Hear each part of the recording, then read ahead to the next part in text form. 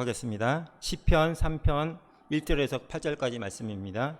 시편 3편 1절에서 8절까지 말씀입니다.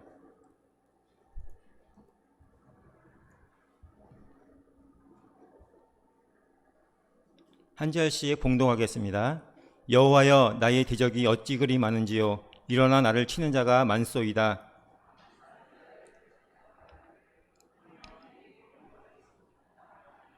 여호와여, 주는 나의 방패시요 나의 영광이시요 나의 머리를 드시는 자니이다.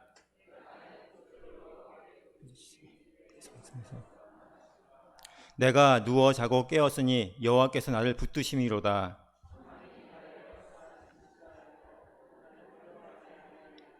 여호와여, 일어나소서. 나의 하나님이여, 나를 구원하소서. 주께서 나의 모든 원수의 뺨을 치시며 악인의 일을 꺾으셨나이다. 구원은 여호와께 있사오니 주의 복을 주의 백성에게 내리소서. 아멘. 제가 전에 사역했던 교회, 처음으로 사역했던 교회 30년 전에 있었던 어느 권사님의 간증으로부터 말씀을 시작하려고 합니다. 하루는 늦은 밤까지 이 권사님이 교회에서 기도하다가 집으로 왔는데 안방에서 끙끙거리는 소리가 났답니다. 그래서 가보니까 웬일인가 해서 가보니까 그 남편 되신 분이 정신도 없고 신음소리만 내고 있고 정신도 못 차리면서 호흡도 제대로 없었다고 합니다. 황망한 중에 몸을 흔들어 보았지만 아무런 반응이 없었습니다. 그래서 부랴부랴 병원에 연락해서 앰뷸런스를 불러서 병원까지 왔다고 합니다. 그때는 119가 없어서 119는 연락 못하고 앰뷸런스 타고 바로 여기 동대문에 있는 이대부속병원 예전에 있었죠? 그 병원으로 갔답니다. 그 병원에 가보니 의사의 말이 뇌출혈이라는 것이었습니다. 수술을 받기 위해 죽어도 좋다는 수술 승낙서를 쓰라는 그런 의사의 말을 듣고 참으로 기가 막혔답니다. 남편은 사업에 실패를 하고 어려움을 겪고 있는 중에 다시 재기를 하기 위해서 여러 사람의 자본을 끌어들여서 한창 사업을 열중하고 있었던 때였습니다. 그런데 갑자기 뇌출혈을 일으킨 것입니다. 이제 남편이 죽으면 어떻게 하는가 하는 생각을 하니까 앞이 캄캄했답니다. 회사는 어떻게 되고 가족은 어떻게 될까 하니까 가슴이 답답하고 타는 것 같았습니다. 너무나 당황한지라 이 일을 상의할 사람을 생각나지 않았다고 합니다. 그때 마음속에 떠오르는 것이 있었습니다. 환난 날에 나를 부르라. 내가 너를 건지리니 내가 너를 영화롭게 하리라는 시편 50편 15절 말씀이 생각났다고 합니다. 그래서 병원 지하에 있는 예배실로 갔습니다. 그리고는 무릎을 꿇고 기도하기 시작했답니다. 얼마를 기도하고 있는데 마음에 뜨거워지면서 확신이 생겼다고 합니다. 그러면서 감사가 떠오르고 마음이 복받쳐 올라왔습니다. 그래서 울면서 다시 감사 기도를 하면서 급히 응급실로 올라왔습니다. 그리고 수술 승낙서에 서명을 하고 의사에게 넘겨주었답니다. 간호사들이 침대를 끌고 수술실로 향하고 가는데 남편의 손을 잡고 가면서도 마음속으로 계속 기도를 했답니다. 그런데 남편을 잡고 있는 손이 움직이는 것을 느꼈다고 합니다. 침대를 멈추고 남편을 살펴보니까 남편이 의식이 돌아왔다고 합니다. 그 후에 3일을 더 입원해 있다가 퇴원하고 괜찮아져서 사업을 다시 일으키기 시작했답니다. 물론 하나님을 더욱더 열심히 믿었고 신앙생활도 열심히 하셨다고 합니다. 시편 120편 1절을 보면은 내가 환난 중에 여호와께 부르짖었더니 내게 응답하셨더라고 말씀합니다. 여러분 가운데서도 혹시 실패의 체험을 가지신 분이 계십니까? 어떤 사람은 입시에 실패하고 어떤 사람은 사업에 실패하고 어떤 사람은 결혼에 실패한 사람도 있을 것입니다. 우리가 인생을 사는 동안 이렇게 실패나 좌절을 경험할 때가 있습니다. 오늘 봉독한 이 시편 3편의 말씀은 이런 배경으로 바로 이런 좌절감을 표출하고 있습니다.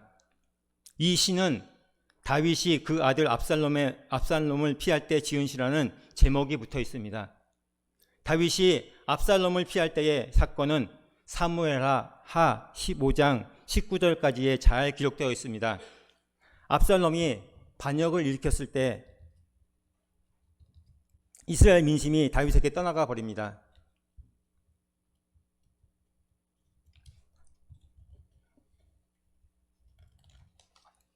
사무엘하 15장 12절에 보면은 반역하는 일이 커감에 압살롬에게로 돌아오는 백성이 많으니라라고 되어 있습니다.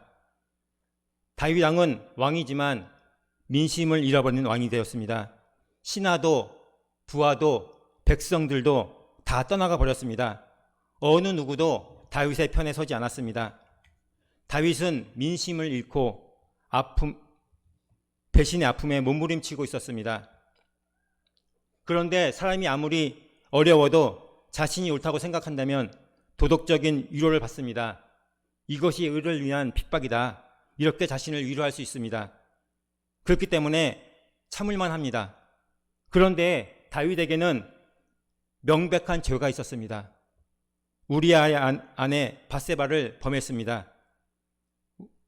범죄 후에 다윗의 인생은 참으로 험난했습니다. 큰아들 암몬이 이복 동생 다말을 강간하지 않나, 또 강간했다고 압살롬이 와서 큰아들 암몬을 죽이지 않나, 또 설상가상으로 압살롬이 반역을 일으켰습니다. 여러분, 혹시 이런 고통을 당하고 계십니까? 하나님 앞에 당당하게 당하는 고통이라면 괜찮습니다. 그러나 그 책임이 나에게 내 죄에 있거나 나의 게으름과 판단 실수 때문이라면 사정은 달라집니다. 이렇게 시편 3편의 상황이고 이 시가 말하는 현실입니다.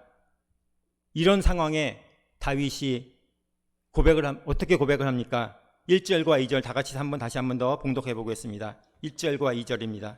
시작. 여호와여, 나의 대적이 어찌 그리 많은지요. 자가 많소이다.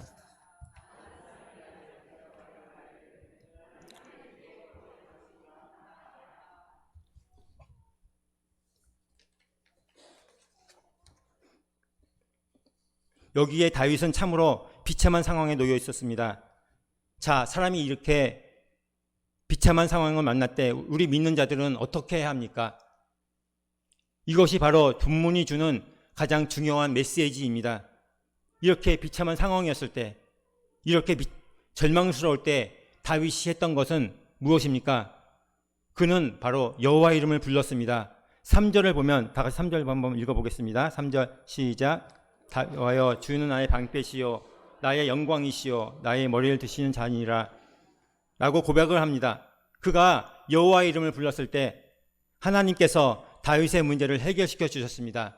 사도행전 2장 21절에 보면은 누구든지 주의 이름을 부르는 자는 구원을 얻으리라는 말씀이 기록되어져 있습니다. 또한 이런 복음성가가 있습니다. 주의 이름을 부르는 자는 구원을 얻으리로다. 주의 이름을 부르는 자는 구원을 얻으리로다. 아멘. 우리가 이 땅에 사는 동안 어려운 일을 만나시면 주님의 이름을 부르시는 여러분이 되시기를 소망합니다. 여러분, 우리가 이 땅에 사는 동안 힘든 일을 만나시면 주님의 이름을 부르시는 여러분이 되시기를 소망합니다.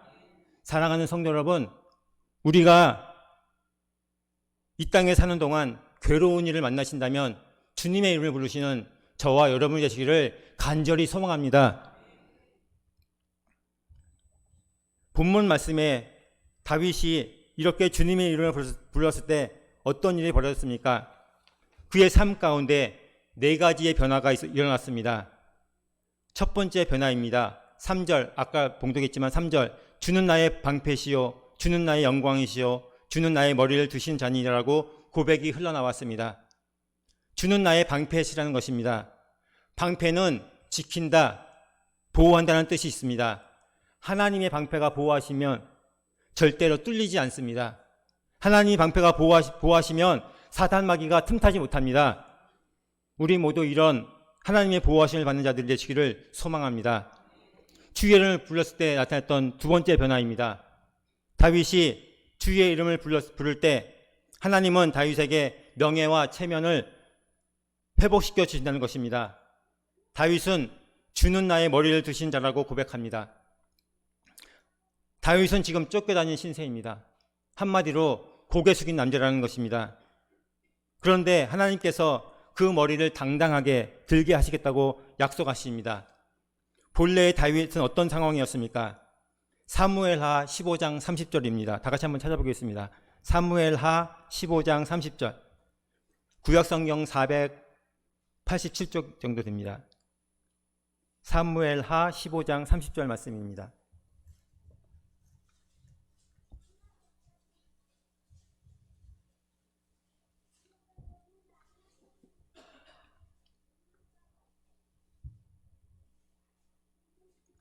다 같이 한 목소리로 읽겠습니다. 다윗이 감람산길로 올라갈 때에 머리를 가리우고 맨발로 울며 행하고 저와 함께 가는 백성들도 각각 그 머리를 가리우고 울며 올라가느니라. 다윗은 도망을 칠 때 너무 창피했던 것 같습니다. 다윗은 부끄러워서 얼굴을 가리고 얼마나 급하게 도망을 쳤는지 맨발로 도망을 쳤다고 합니다. 신발을 신을 시간도 없었습니다. 또한 다윗은 울면서 도망을 치는 중입니다. 이렇게 가장 비참한 상황에서 다윗이 했던 것은 무엇입니까? 여호와여, 여호와여 라고 주님의 이름을 부른 것입니다. 아버지, 아버지 하고 주님의 이름을 부른 것입니다. 주님의 이름을 불렀을 때 주님께서 다윗의 고개를 들게 하시고 당당하게 하셨다는 것입니다. 혹시 여러분 중에 비참한 상황에 놓여 있으신 분이 계십니까? 주의 이름을 부르시기 바랍니다. 그러면 하나님께서 당당하게 세워주실 것입니다. 하나님께서 당당하게 해주실 것입니다. 우리 모두에게 이런 은혜가 임하시기를 소망합니다. 주님의 이름을 불렀을 때 일어났던 세 번째 변화입니다. 다윗이 이렇게 주님의 이름을 불렀을 때 하나님이 다윗에게 평안을 주셨다는 것입니다. 5절과 6절 말씀입니다.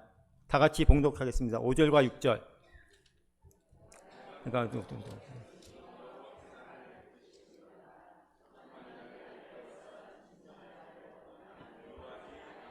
네.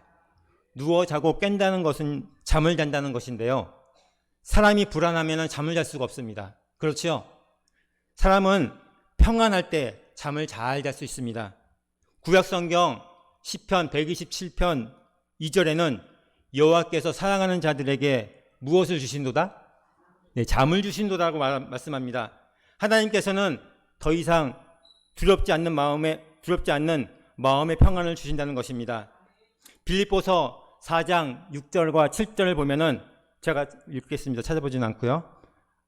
아무것도 염려하지 말고 오직 모든 일에 감사와 간구로 기도와 간구로 너희 구할 것을 감사함으로 하나님께 아뢰라. 그리하면 모든 지각에 뛰어난 하나님의 평강이 그리스도 예수 안에서 너희 마음과 생각을 지키시리라 라고 말씀합니다. 주님의 이름을 부르면 마음의 평강이 임하게 됩니다. 우리 모두에게 이런 평강이 임하시기를 간절히 소망합니다. 마지막으로 주의 이름을 불렀을 때 일어났던 네 번째 삶의 변화입니다. 다윗이 주님의 이름을 부를 때에 임했던 네 번째 삶의 변화는 삶의 구체적인 승리입니다. 7절과 8절 말씀입니다. 다 같이 봉독하겠습니다. 시작. 여호와여 일어나소서. 나의 하나님이여 나를 구원하소서. 주께서 나의 모든 원수의 뺨을 치시며 악인의 일을 꺾으셨나이다. 구원은 여호와께 있사오니 주의 복은 주의 백성에게 내리소서. 네. 뺨을 치고 이를 꺾는다는 것은 표현은 원수들이 말로 공격했기 때문에 말하는 기관들을 부숨으로써 복수하는 모습을 보입니다. 앞구절에서 다윗의 원수들이 어떻게 했습니까? 2절을 한번 봅시다. 2절을 보면은 조롱하고 비웃었습니다. 많은 사람이 있어 나를 가리켜 말하기를 저는 하나님께 도움을 얻지 못한다 하나이다 라고 조롱하고 비웃었습니다. 원수들의 말은 독합니다. 아주 악독합니다. 말 한마디를 해도 속을 뒤집어줬습니다. 말이 독화살 것 같습니다. 말 한마디는 많은 괴로움을 주기도 합니다. 다윗이 이에 호소합니다. 아주 간절하게 호소합니다. 그 사람들이 말했던 모든 것들을 다 무너뜨려 주시옵소서. 뺨을 치고 이를 꺾어 주십시오 라고 호소를 합니다. 이 말은 점잖지 못한 표현이지만 세상 말로 한다면 이렇게 말할 수 있습니다. 저놈의 주둥이를 닥치게 해주십시오.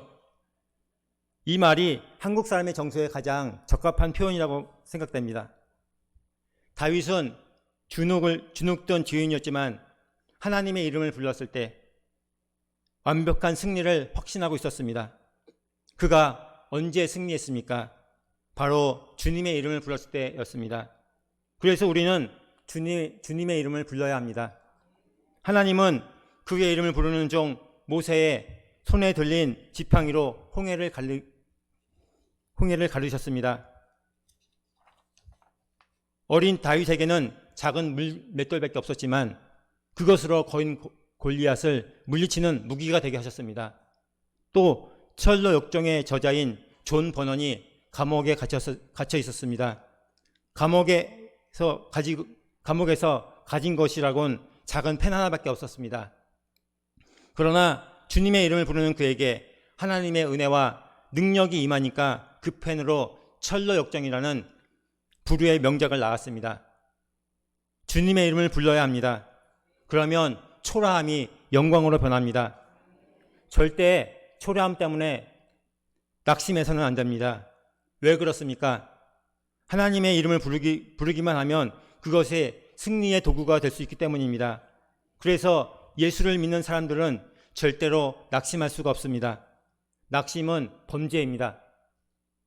주님의 이름을 부를 수 있는데 왜 가만히 있느냐는 것입니다. 왜 무엇 때문에 낙심하느냐는 것입니다.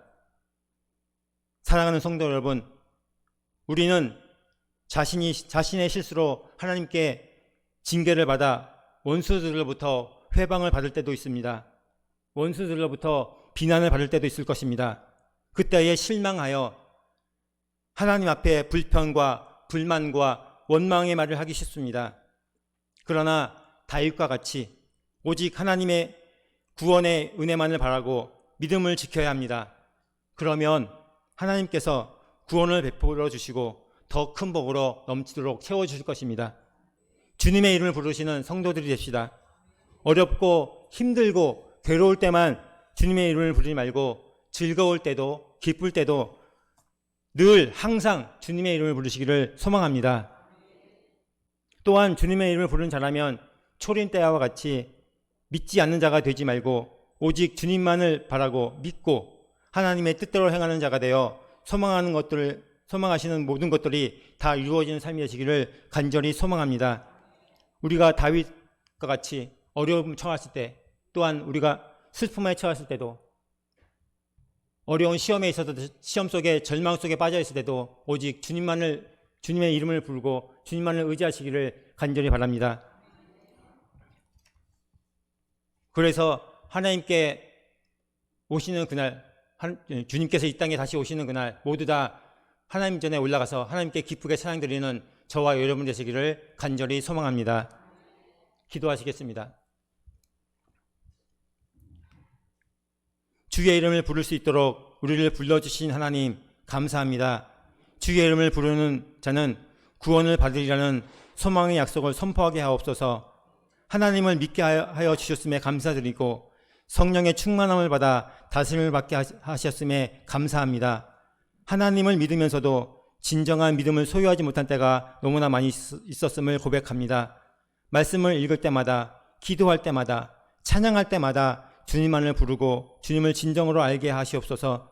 늘 주님의 이름을 부르며 구원받은 천국 백성으로 삶을 살도록 역사하여 주시옵소서.